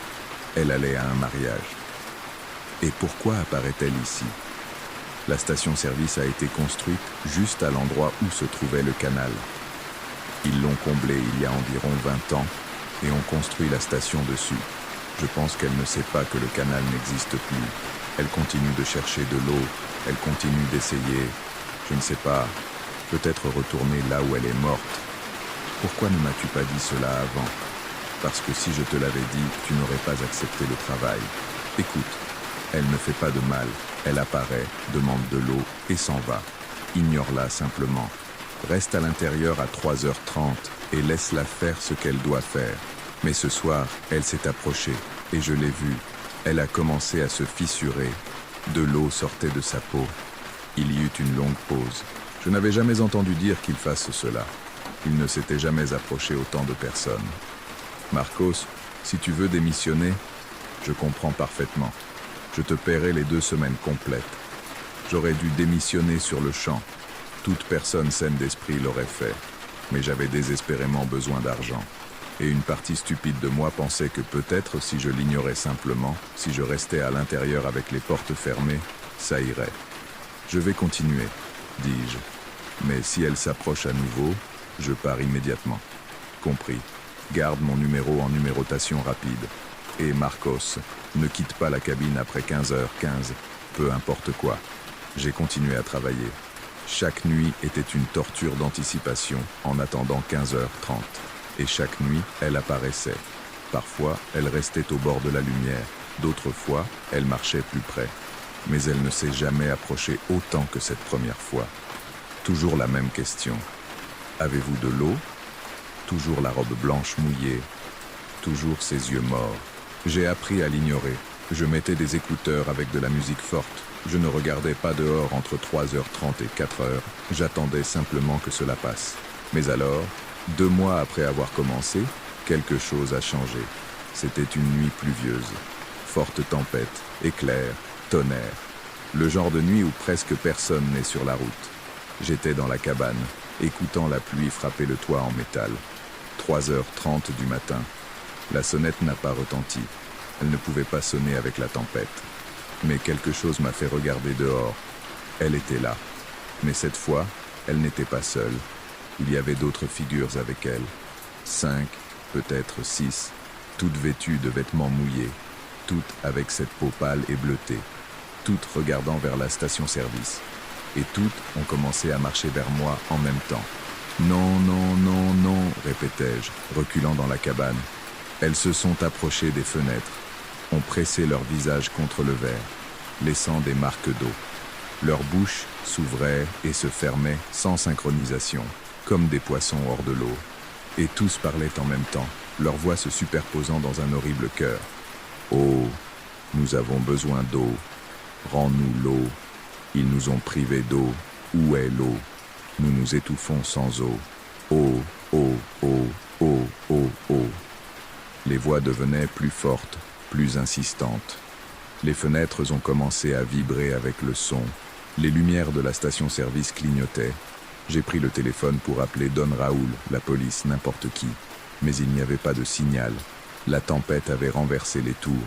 Les silhouettes ont commencé à frapper aux fenêtres. Pas fort. Juste des petits coups doux. Tape, tape, tape. Mais il y avait quelque chose de plus effrayant dans ces coups doux que dans les coups violents. Tape, tape, tape. Laissez-nous entrer. Nous voulons juste de l'eau. Rendez-nous ce qui est à nous. Le canal, l'eau, rendez-nous. Et alors, l'une des figures, pas la femme en robe blanche, une autre, a pressé sa main contre la vitre. Et là où elle a touché, la vitre a commencé à s'embuer de condensation. Pas une condensation normale. Celle-ci avait une teinte verdâtre comme des algues. L'embuement s'est étendu, couvrant toute la fenêtre, puis les autres fenêtres. Bientôt, toute la cabane était couverte de cette condensation verdâtre qui sentait l'eau stagnante.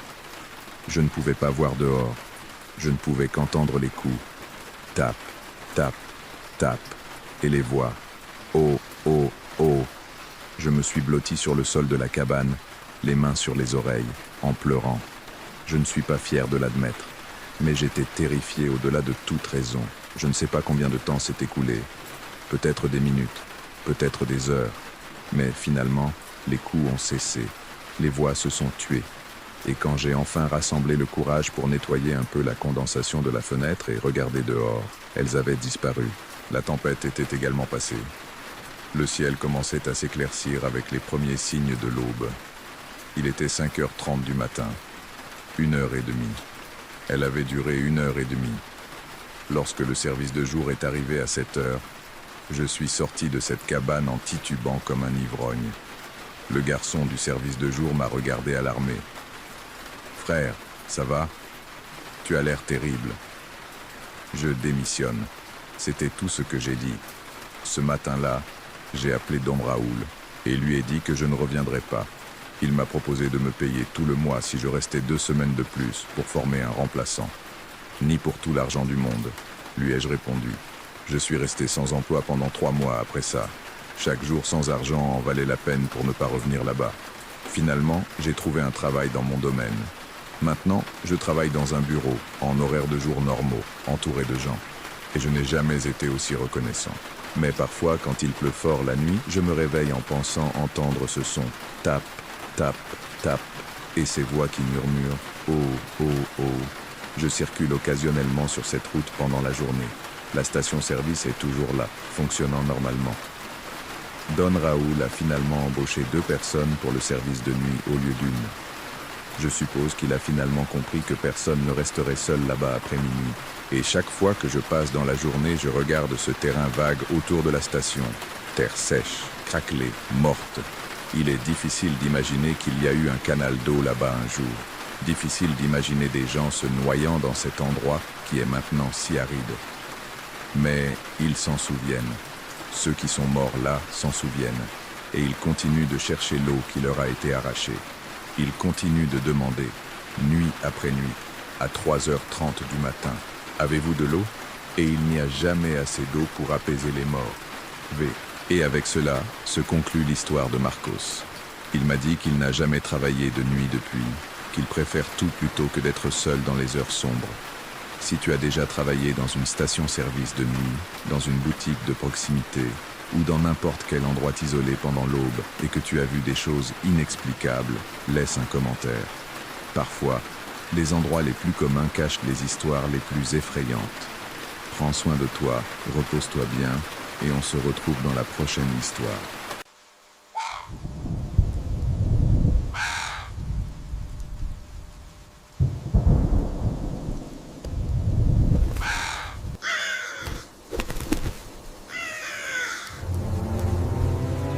Cette histoire m'a été envoyée par Carlos, un abonné de la chaîne qui vit dans un petit village de la montagne. Quand je l'ai lu pour la première fois, j'ai ressenti un frisson qui m'accompagne encore. Si toi aussi tu as vécu quelque chose d'inexplicable et que tu aimerais que je le partage ici, laisse-le dans les commentaires ou envoie-le moi directement. J'adore lire chacune de vos expériences. Maintenant, laisse-moi te raconter ce que Carlos a vécu il y a 7 ans, quand il a hérité de la maison de sa grand-mère dans les montagnes. Ce qui a commencé comme une simple formalité familiale est devenu quelque chose qui changerait à jamais sa perception de la réalité. Je n'ai jamais cru au surnaturel. Toute ma vie, j'ai été de ces personnes qui cherchent des explications logiques à tout, qui rient quand quelqu'un mentionne des fantômes ou des esprits. Je suppose que c'est pourquoi ce qui m'est arrivé a été encore plus dévastateur. Parce que quand ton monde rationnel se brise soudainement, il ne reste rien à quoi s'accrocher. Tout a commencé en mars 2018, lorsque j'ai reçu l'appel de mon oncle Rodrigo, m'informant que ma grand-mère Esperanza était décédée. Ce n'était pas une surprise, elle était malade depuis des mois et nous savions tous que ce n'était qu'une question de temps. Ce qui m'a surpris, c'est de découvrir qu'elle m'avait laissé sa maison en héritage. Une vieille construction en adobe dans un village appelé San Miguel del Monte, perdu dans un coin de la montagne qui n'apparaissait à peine sur les cartes. Je n'avais pas visité cet endroit depuis que j'étais enfant, peut-être il y a une vingtaine d'années. Je me souvenais vaguement d'une grande maison entourée d'arbres, de l'odeur de bois brûlé, et de ma grand-mère préparant des tortillas sur un comal en argile. Mais ces souvenirs étaient flous, teintés par la nostalgie de l'enfance. J'ai décidé d'aller la voir avant de la mettre en vente. Je travaillais comme comptable en ville, et je n'avais aucun intérêt à déménager dans un village où la connexion Internet était probablement un luxe. Mais je sentais que je devais à ma grand-mère au moins lui rendre visite une dernière fois, trier ses affaires, fermer ce chapitre de manière appropriée. Le voyage a duré presque 6 heures. Au fur et à mesure que je m'éloignais de la ville, les routes devenaient plus étroites et sinueuses. Les 50 derniers kilomètres se faisaient sur un chemin de terre qui serpentait entre des montagnes couvertes de pins et de chênes. Le GPS avait perdu le signal depuis un moment, alors j'ai dû me fier aux indications que mon oncle m'avait données par téléphone. San Miguel del Monte s'est avéré être même plus petit que ce que j'imaginais. Peut-être 50 maisons dispersées autour d'une place avec une église coloniale et quelques magasins. Les gens dans la rue me regardaient avec ce mélange de curiosité et de méfiance que les petits villages réservent aux étrangers. Bien que techniquement je ne sois pas un étranger, ma grand-mère y avait vécu toute sa vie et ma mère était née dans cette même maison avant de déménager en ville. J'ai trouvé la propriété à la périphérie du village, au bout d'un chemin de terre qui s'enfonçait dans la forêt. La maison est apparue entre les arbres comme un fantôme du passé. Des murs en adobe blanchis par le temps, un toit en tuiles rouges couvert de mousse, des fenêtres en bois avec des volets fermés. Un portail en fer rouillé marquait l'entrée d'un jardin envahi par les mauvaises herbes. J'ai garé ma voiture et je suis resté un moment assis, observant. Le silence était absolu, à peine troublé par le vent entre les branches et le chant lointain d'un oiseau. Il y avait quelque chose dans ce silence qui me mettait mal à l'aise, bien que je ne saurais dire exactement quoi. La clé que mon oncle m'avait donnée a tourné avec difficulté dans la serrure. La porte principale s'est ouverte avec un long grincement, libérant une bouffée d'air vicié qui sentait l'humidité et des années d'enfermement. J'ai allumé la lampe de mon téléphone. Il n'y avait pas d'électricité et je suis entré. L'intérieur était sombre malgré le fait qu'il soit midi. La peu de lumière qui filtrait par les fentes des volets révélait des meubles recouverts de draps blancs, comme des fantômes immobiles. La poussière flottait dans les rayons de lumière, dense comme un brouillard. Mes pas sur le sol en carreaux rouges résonnaient étrangement, comme si la maison était plus grande qu'elle ne paraissait de l'extérieur. Je parcourus les pièces lentement. Le salon avec sa cheminée en pierre, la salle à manger avec une longue table en bois sombre, la cuisine avec son vieux poêle à bois. Tout était exactement comme je m'en souvenais enfant, figé dans le temps. Sur les murs pendaient des photographies dans des cadres rouillés, ma grand-mère jeune, mon grand-père qui est mort avant ma naissance, ma mère enfant avec des nattes, des photographies de saints et de vierges. Je suis monté au 2e étage par un escalier en bois qui craquait sous mon poids. Il y avait 4 chambres. 3 étaient de presque vides, avec à peine un lit et une armoire. La chambre, au bout du couloir, était clairement celle que ma grand-mère avait utilisée jusqu'à la fin. Son odeur y restait, un mélange de lavande, de bougies, et cette odeur indéfinissable de la vieillesse. Je me suis assis au bord de son lit, ressentant le poids de la tristesse pour la première fois depuis sa mort. J'avais été si occupé avec les démarches et le travail que je ne m'étais pas vraiment permis de traiter la perte.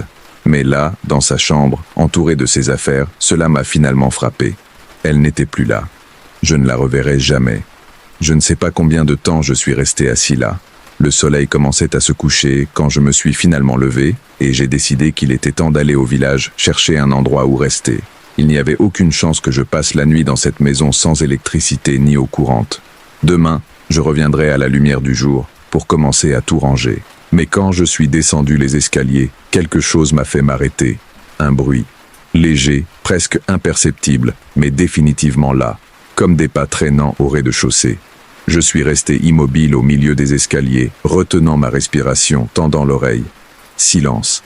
Je me suis moqué nerveusement de moi-même. C'était probablement un animal qui était entré dans la maison pendant les mois où elle était abandonnée. Des rats, peut-être. Ou le vent déplaçant quelque chose. J'ai continué à descendre, mais mes sens étaient maintenant en alerte maximale.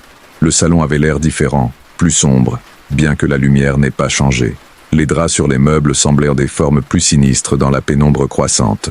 Je me suis précipité vers la porte de sortie, soudainement anxieux de quitter cet endroit. C'est alors que je l'ai vu, sur la table de la salle à manger qui jurait être vide quand je suis passé par là il y a un moment, il y avait quelque chose. Je me suis approché lentement, le cœur s'accélérant. C'était un petit objet, enveloppé dans un chiffon rouge.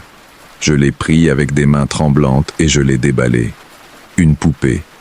Ou plutôt une figure grossière faite à la main avec du tissu et remplie de quelque chose qui craquait au toucher. Elle mesurait environ 20 cm de haut, avec des bras et des jambes en tissu, et le plus perturbant, des cheveux humains cousus à une tête sans visage. Des cheveux longs, noirs, que j'ai immédiatement reconnus. Ils étaient identiques aux miens. L'objet est tombé de mes mains comme s'il brûlait. Mon esprit rationnel cherchait des explications. Peut-être était-ce quelque chose que ma grand-mère avait fait des années auparavant, un vieux jouet. Mais pourquoi était-il sur la table? Pourquoi ne l'avais-je pas vu avant? Et alors j'ai entendu la voix.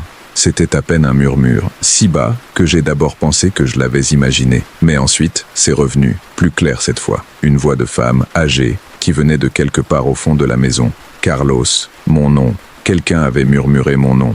Je suis sorti en courant. Je n'ai pas honte de l'admettre. J'ai quitté cette maison comme si le diable me poursuivait, trébuchant sur mes propres pieds, sans regarder en arrière jusqu'à être dans ma voiture avec les portes fermées. J'ai démarré le moteur avec des mains tremblantes et j'ai conduit de retour au village sans me soucier des nids de poules sur la route.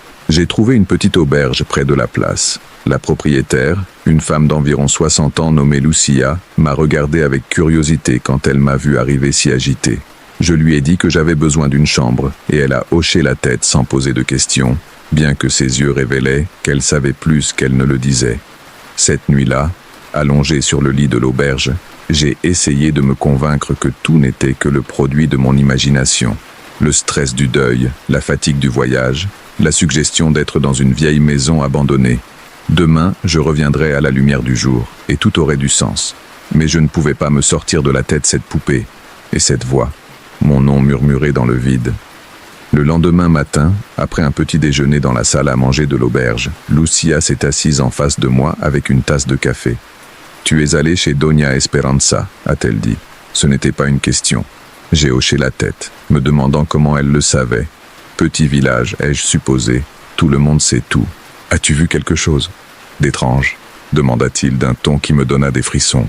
J'hésitais, mais quelque chose dans son regard me poussa à être honnête. Je lui racontais au sujet de la poupée, de la voix. J'espérais qu'il se moquerait, qu'il me dirait que j'étais fou. Mais au lieu de cela, son expression devint grave. « Ta grand-mère » commença-t-il. choisissant ses mots avec soin, était une femme spéciale. Elle avait des dons que la plupart des gens ne comprenaient pas. Elle pouvait voir des choses, savoir des choses. Et elle pouvait aussi protéger. Protéger de quoi? Demandai-je, bien qu'une partie de moi ne veuille pas connaître la réponse. Lucia regarda autour, comme si elle craignait que quelqu'un puisse écouter. La salle à manger était vide, sauf pour nous. Il y a quelque chose dans cette maison, Carlos. Quelque chose que ta grand-mère a gardé enfermé pendant de nombreuses années. Elle me l'a dit une fois, peu avant de tomber malade. Elle m'a dit que quand elle mourrait, la protection s'affaiblirait. Elle m'a dit... Elle fit une pause, ses yeux brillants de larmes non versées. Elle m'a dit que si quelqu'un de la famille revenait, il serait en danger. Je sentis un froid parcourir ma colonne vertébrale. Quel genre de danger? Ta grand-mère ne m'a jamais donné de détails. Elle a juste dit qu'elle avait fait un pacte il y a longtemps, quand elle était jeune. Un pacte pour protéger sa famille, mais qui exigeait d'elle de garder quelque chose enfermé dans cette maison. Quelque chose qui ne pouvait pas être libéré. Je voulais rire. Je voulais lui dire que c'était ridicule, une superstition de village. Mais le souvenir de cette voix murmurant mon nom, de la poupée avec mes cheveux, me gardait silencieux. Que dois-je faire? Demandai-je finalement. Vends la maison, fais-le rapidement et ne reviens jamais. Oublie-la. Lucia se leva, mettant fin à la conversation. Avant de partir, elle ajouta « Ta grand-mère t'aimait, Carlos. C'est pourquoi elle t'a laissé la maison à toi et non à d'autres membres de la famille. Elle savait que tu pourrais gérer cela. Mais pour gérer quelque chose, tu dois d'abord comprendre ce que c'est. » Ces mots résonnaient dans mon esprit toute la journée. J'aurais dû l'écouter. J'aurais dû chercher un acheteur immédiatement et quitter ce village. Mais la curiosité, cette maudite curiosité qui fait la différence entre vivre en paix et détruire sa propre raison, m'a poussé à revenir à la maison. Cette fois, j'étais préparé. J'avais une puissante lampe de poche, mon téléphone chargé, et je suis arrivé tôt le matin quand le soleil était haut. J'avais aussi avec moi une certaine détermination. S'il y avait quelque chose dans cette maison, je devais le comprendre. Je devais savoir ce que ma grand-mère avait fait, ce qu'elle avait protégé pendant tant d'années. La maison semblait moins menaçante à la lumière du jour. Je suis entré d'un pas ferme, me dirigeant directement vers la salle à manger. La poupée n'était plus sur la table. Je l'ai cherchée partout, mais elle avait disparu. J'ai commencé une recherche systématique. J'ai vérifié chaque chambre, chaque placard, chaque recoin. Je cherchais des indices, quelque chose qui m'expliquerait ce qui se passait. Dans la chambre de ma grand-mère, j'ai trouvé une vieille boîte en bois cachée au fond de son placard. Elle était fermée par un cadenas rouillé que j'ai forcé avec un tournevis que j'ai trouvé dans la cuisine. À l'intérieur, il y avait de vieux papiers, des photographies jaunies et un carnet à couverture noire avec des pages usées. Je l'ai ouvert avec des mains tremblantes. C'étaient des journaux, les journaux de ma grand-mère, écrits sur plusieurs décennies. J'ai commencé à lire, d'abord par curiosité, puis avec une horreur croissante. Les premières entrées dataient de 1952, lorsque ma grand-mère n'avait que 18 ans. Elle parlait d'un homme qu'elle avait aimé, Thomas, qui était mort dans un accident. Elle parlait de son désespoir, de son refus d'accepter la perte. Et ensuite, elle parlait d'une femme. Aujourd'hui, j'ai rencontré la dame de la montagne, écrivait-elle d'une écriture tremblante. On dit qu'elle peut ramener les morts, qu'elle connaît des secrets que l'Église condamne. On dit qu'elle vit dans une grotte au fond de la forêt et qu'elle n'apparaît que lorsque quelqu'un a désespérément besoin d'elle. Et j'ai besoin d'elle, j'ai besoin de Thomas. Les entrées suivantes relatèrent sa quête de cette femme mystérieuse. Comment elle l'a finalement trouvée dans une grotte sombre, à peine éclairée par des bougies noires. Comment la dame de la montagne, une vieille femme aux yeux complètement blancs et un sourire qui glaçait l'âme, lui a proposé un marché. « Je peux ramener Thomas », avait dit la sorcière, « mais tout a un prix. L'équilibre doit être maintenu. Une vie pour une vie, mais pas n'importe quelle vie. La vie de quelqu'un de ton sang, quelqu'un qui n'est pas encore né mais qui naîtra. Le premier-né de ton premier-né. » Ma grand-mère avait accepté. Mon Dieu, elle avait accepté dans son désespoir juvénile. Mais quand Thomas est revenu, ou ce qui était revenu en utilisant le corps de Thomas, elle s'est rendue compte de l'énorme erreur qu'elle avait commise. Ce qui était revenu n'était pas son amour. C'était quelque chose d'autre. Quelque chose de affamé et sombre qui la regardait avec des yeux vides. « Je ne peux pas le défaire », écrivait-elle des jours plus tard. La dame de la montagne rit quand je lui demande de rompre le pacte. Elle dit qu'un accord est un accord, mais elle me propose une autre option. Je peux l'emprisonner, je peux le garder lié à cette maison, utilisant ma propre force vitale comme encre. Tant que je vivrai, tant que mon sang alimentera la protection, il ne pourra pas tenir le pacte. Il ne pourra pas prendre ce qui lui a été promis. Et c'est ce qu'elle a fait. Pendant plus de 60 ans, ma grand-mère a gardé cette chose, ce nom Thomas, piégé dans la maison. Elle a utilisé des rituels qu'elle a appris de la même sorcière, des symboles qu'elle a peints sur les murs sous des couches de chaux, des objets protecteurs cachés dans les fondations. Elle y a vécu toute sa vie, seule après la mort de mon grand-père, portant le poids de son erreur juvénile pour protéger sa famille. Mais maintenant elle était morte, et la protection s'affaiblissait. J'ai fermé le journal avec des mains tremblantes. Mon esprit luttait pour traiter ce que je venais de lire. Était-ce réel? Ou n'était-ce que des délires d'une vieille femme? Mais alors je me suis rappelé la poupée, la voix, l'avertissement de Lucia, et je me souvins de quelque chose d'autre. Quelque chose qui me glaça le sang. J'étais le premier-né du premier-né. Ma mère avait été la première fille de ma grand-mère. J'étais son premier fils. L'alliance parlait de moi. Un craquement au-dessus de ma tête me fit lever brusquement les yeux. Le plafond en bois gémissait comme si quelque chose de lourd marchait à l'étage supérieur. Des pas lents, traînants, se dirigeant vers l'escalier. Je me levai d'un coup, le journal tombant au sol. Je devais sortir. Je devais sortir maintenant. Mais quand je me tournai vers la porte, je m'arrêtai net. Il y avait quelque chose au pied de l'escalier. Une silhouette sombre, floue, dans la pénombre. Elle avait une forme humaine, mais quelque chose dans ses proportions n'allait pas. Trop grand, trop maigre, avec des membres qui pendaient de manière antinaturelle. Et puis elle parla, avec la voix de ma grand-mère. « Carlos, mon enfant, tu es venu, tu es enfin venu. » Ce n'était pas elle. Je savais que ce n'était pas elle. Mais le son de sa voix, si familier, si aimé, faillit me briser. Elle m'a gardé piégé si longtemps, continua la chose avec la voix de ma grand-mère. Tant de souffrance, tant de douleur, mais maintenant elle est libre. Maintenant je peux accomplir ce qui m'a été promis. Je peux enfin récupérer ce qui m'est dû. Va-t'en, réussis-je à dire, bien que ma voix sonnait faible même à mes propres oreilles. Je ne te laisserai rien prendre. La silhouette ria. C'était un rire horrible, comme le son d'os qui se brise. Tu n'as pas le choix, enfant. Le pacte est scellé avec du sang. Ton sang. Tu es à moi depuis avant ta naissance. Tu l'as toujours été. La chose commença à se déplacer vers moi, ses mouvements spasmodiques, peu naturels. Je reculais, mon dos heurtant le mur. Mes yeux cherchaient désespérément une issue, mais la seule porte était bloquée par cette présence. Alors je me souvins de quelque chose dans le journal, quelque chose sur des symboles protecteurs. Ma grand-mère les avait peints sur les murs, sous des couches de chaux. Était-il encore là? Avait-il encore du pouvoir? Ma main a tâtonné le mur derrière moi. J'ai senti des irrégularités à la surface, des endroits où le nouveau plâtre n'avait pas complètement recouvert ce qu'il y avait en dessous. J'ai gratté avec mes ongles, désespéré, arrachant des morceaux de peinture. La chose cria, un son horrible, inhumain, qui fit vibrer les fenêtres. Elle vacilla en arrière, comme si ce que je faisais lui causait une douleur physique. « Non !» rugit-elle, sans tenter d'imiter la voix de ma grand-mère. « C'est à moi, on me l'a promis !» Je continuais à gratter, révélant davantage le symbole caché. C'était une sorte d'étoile dans un cercle, avec des lettres que je ne reconnaissais pas écrites autour.